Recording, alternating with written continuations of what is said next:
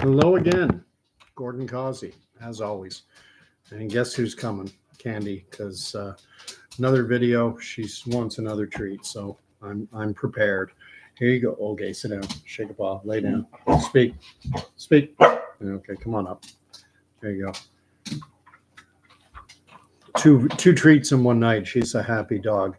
I wanted to do another quick video talking about something that only just percolated in my mind after completing the video that I just completed. Someone in the comments section during that video put up the potential or speculation about a second shooter. I think they said on the water tower, and things like that. They kind of, when I'm doing the live video, I'm kind of reacting to what's being written, and I have my thoughts, and I do everything live and unscripted. And so sometimes a seed gets planted, but it takes it a little while to germinate and then to sprout. And after the video finished, I started to think more about that. That's a second shooter. And I'm thinking back to the the JFK assassination down in Dallas, Texas, Daily Square, wherever it was. And if you watch that movie JFK, done by Oliver Stone, famous movie, starred Kevin Costner. He played I believe a Louisiana State District Attorney. I just had the name in my head as I was ruminating over this, and now I forgot it. Doesn't matter. He played this district attorney who actually brought criminal proceedings alleging a conspiracy, alleging a cover-up, alleging that Lee Harvey Oswald did not act alone. And if you haven't heard of the movie, it starred Kevin Costner is a big name, had Donald Sutherland in it. It had Joe Pesci, had John Candy, and a number of other notable actors were in it as well, kind of the star-studded cast. And the movie was dealing with a lot of historical fact. Garrison, I think, was the name of the district attorney from Louisiana who brought this case.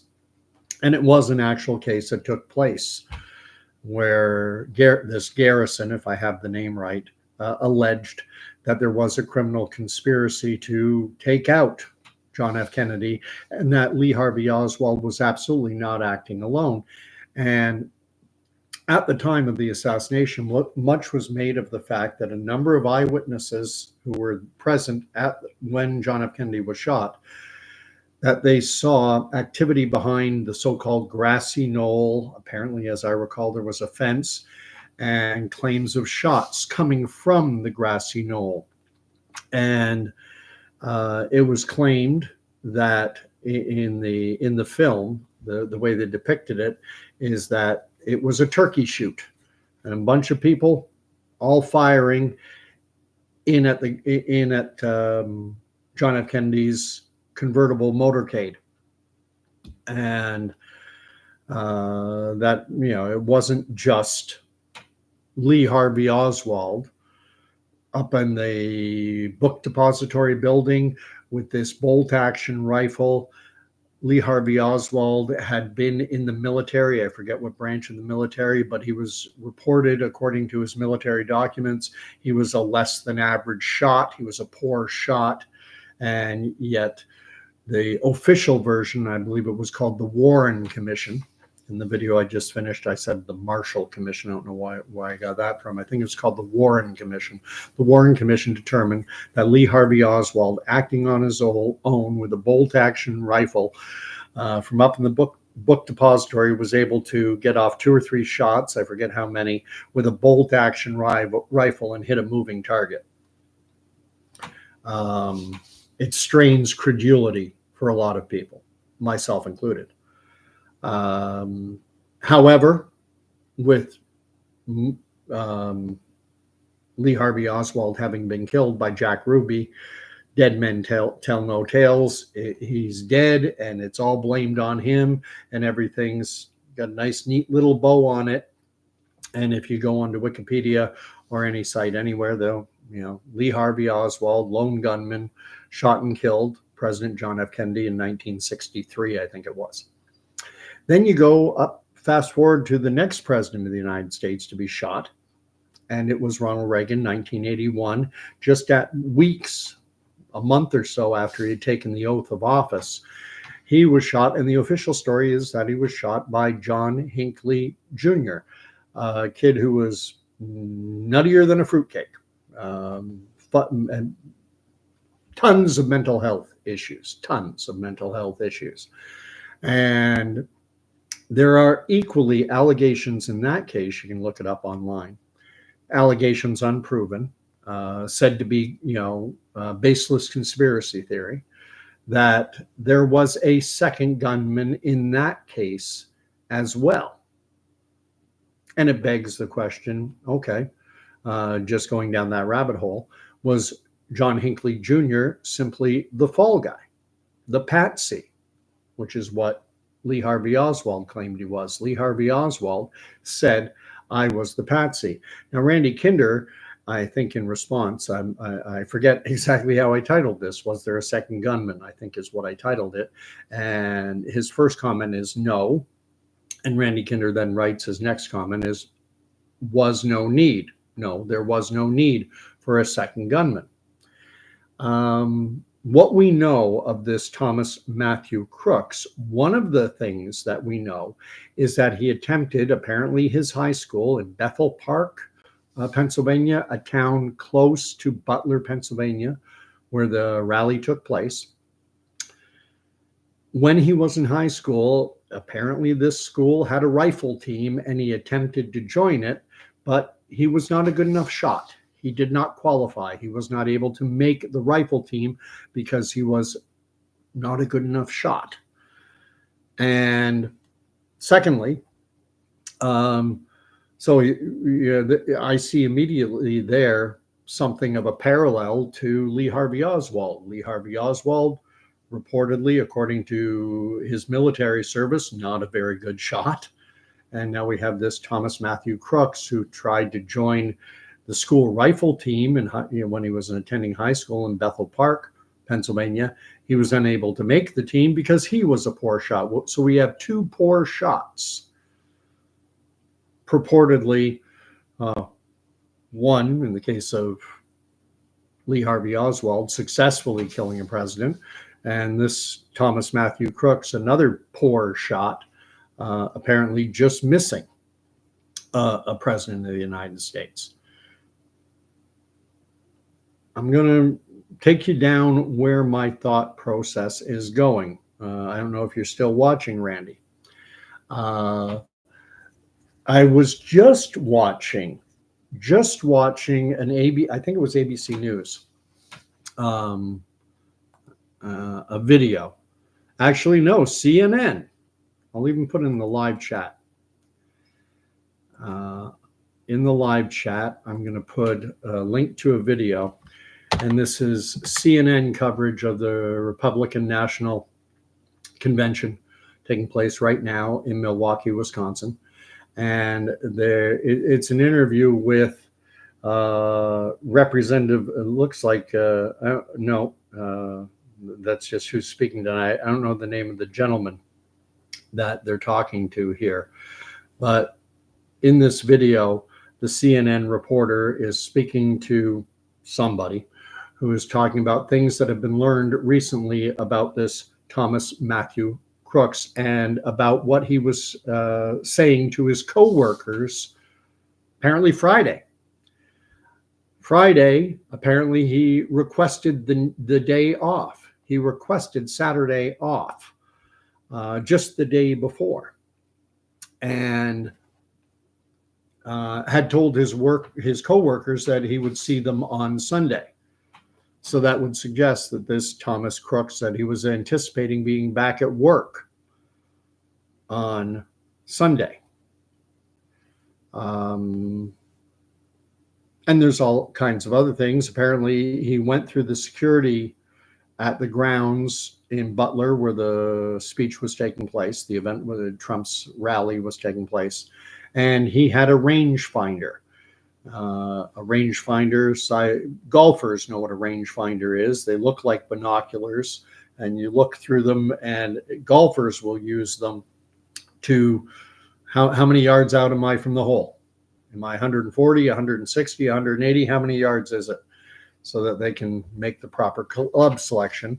I'm not a hunter, but it's being said now that they're also used by hunters when they're shooting deer or whatever, and they want to know the range of the deer because that's important in fixing your aim.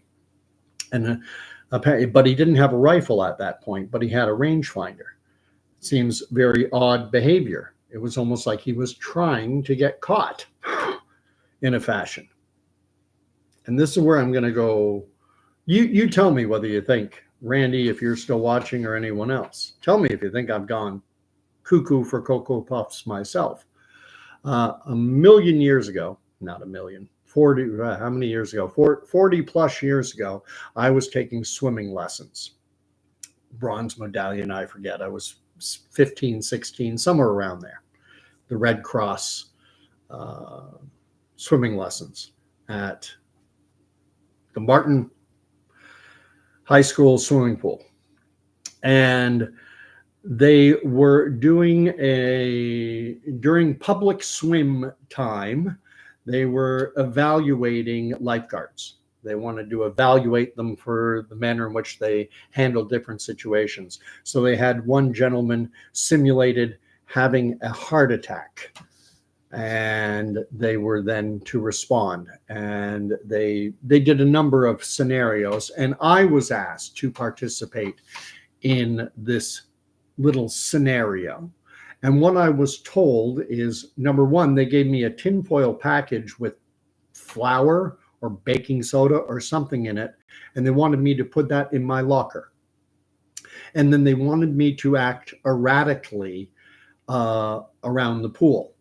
And so one of the things I did, still remember, is the little flotation devices. I picked them up and started whipping them at the wall. Boom, boom. And I remember distinctly that I had to throw several of these. I threw 4 or 5 before one of the lifeguards said, "Hey, you, stop doing that." And then I was told when that happened to keep going and to make them come and approach me. And then when they approached me, I was told to run away. And so the whole idea was I was supposed to be on drugs, which full disclosure, I've never, I have smoked pot, but that's as high up the drug chain as I ever went. And I don't think at that point I'd even smoked my first joint yet. Anyway, so they were testing the reaction of the lifeguards. So they'd done all this work. They'd had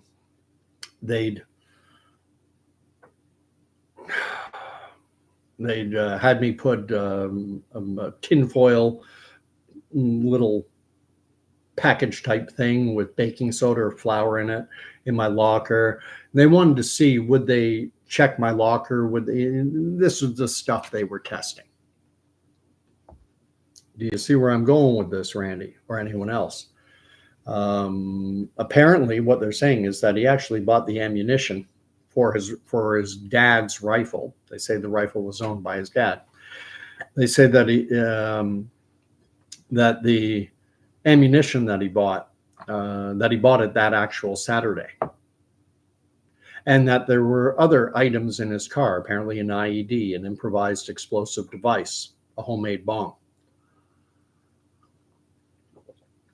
And then he goes up to the security checkpoint to enter the grounds of the rally, and he's carrying not the weapon, but he's carrying a rangefinder. It was almost what I'm suggesting. I'm remembering back on the July 7th attack in Great Britain, in London, on the London Underground and on their transportation network, the so-called 7/7 attacks. Shortly thereafter, I remembered reading about an individual who was later identified as one of the suicide bombers, frantically looking through his knapsack.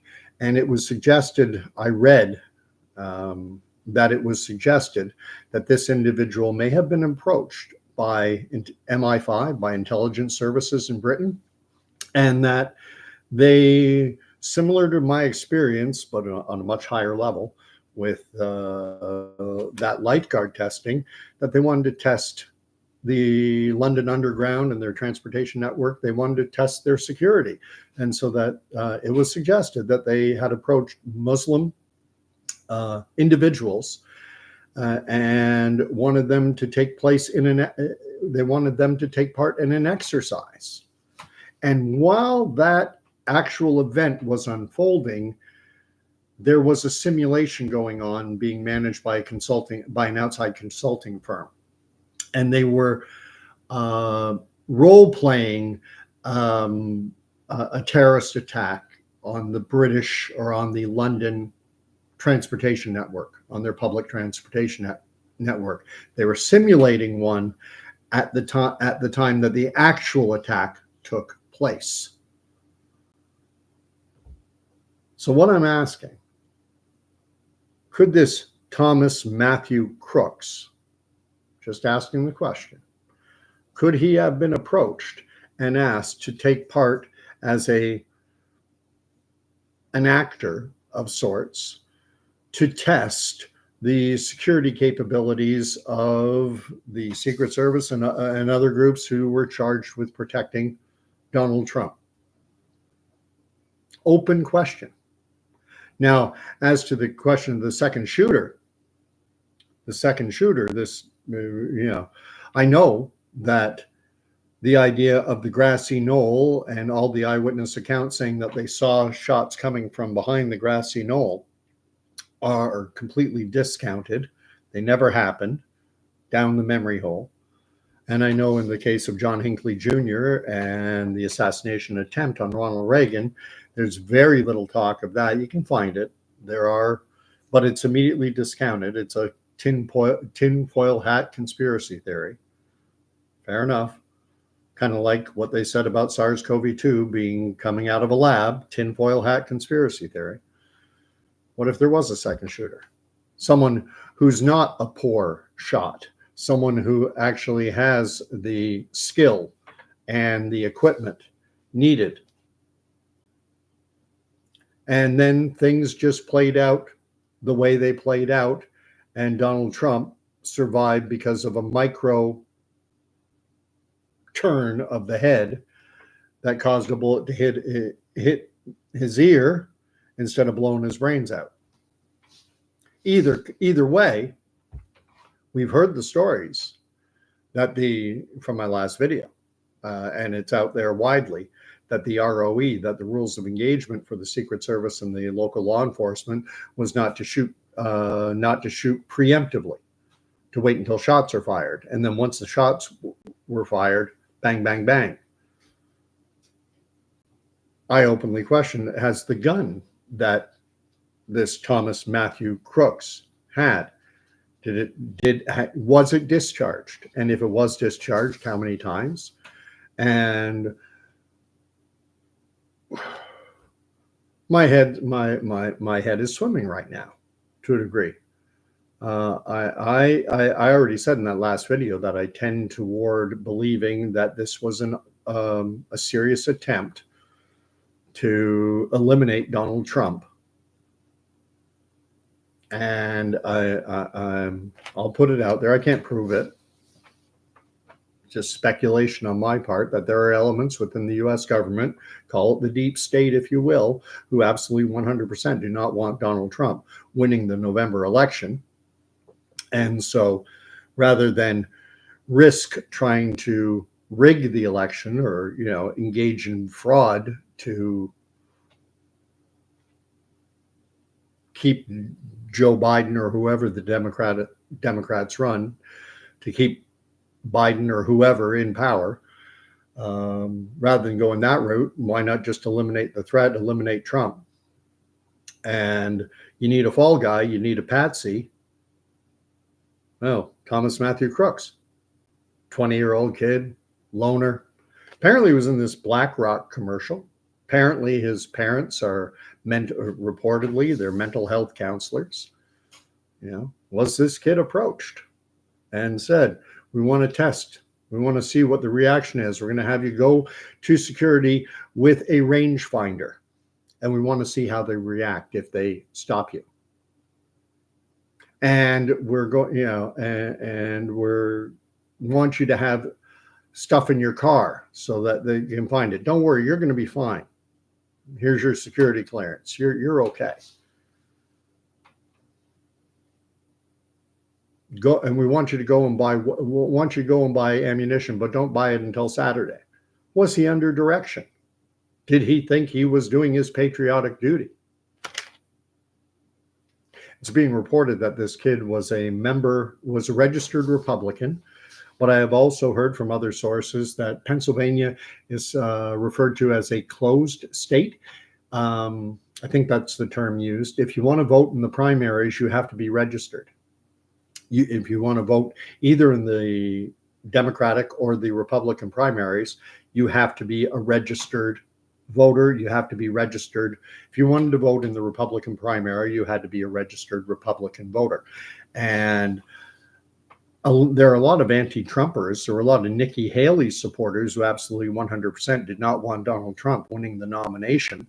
And if this Thomas Matthew Crooks didn't want Trump to win the nomination, if he wanted someone else other than Trump running, he could register as a Republican and thereby get to cast a vote.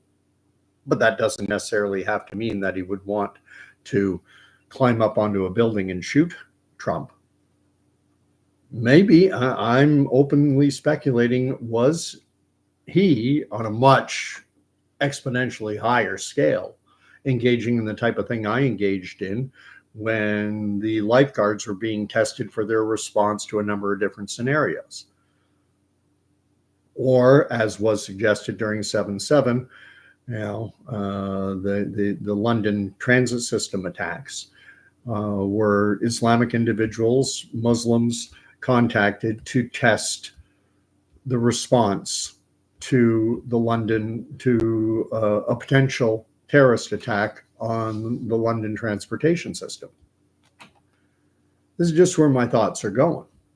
And I did, after reading that comment from my last video, the one I just did, talking about this shooter being on a water tower potentially, if anyone has a comment and can share something that I can read, anything on that, I would very much want to engage with it. I did on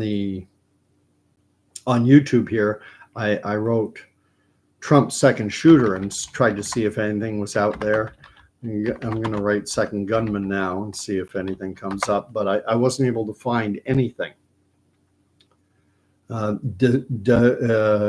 Wall Street Journal video, 3 minutes long, saying debunking conspiracy theories about Trump's assassination attempt. New video shows Trump shooter climbing onto the roof at rally. And I'm openly questioning. I'm not saying I believe it, but I am openly questioning.